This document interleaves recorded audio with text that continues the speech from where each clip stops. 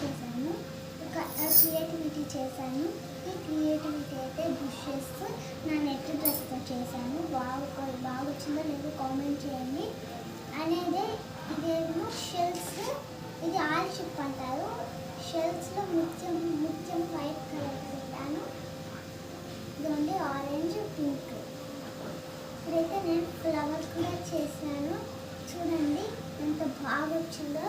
బాగా వస్తే లైక్ చేయండి. అలానే లయన్ కూడా, లయన్ ఎల్లో కలర్. ఇప్పుడైతే తను పెన్సిల్కి వచ్చే క్లేతో ఫ్లవర్స్ చేసింది. అది కూడా గ్రీన్ పర్పుల్ బాగుంది కదా. చూడండి బాగుంది. కామెంట్ చేయండి, లైక్ చేయండి, షేర్ చేయండి. బాయ్.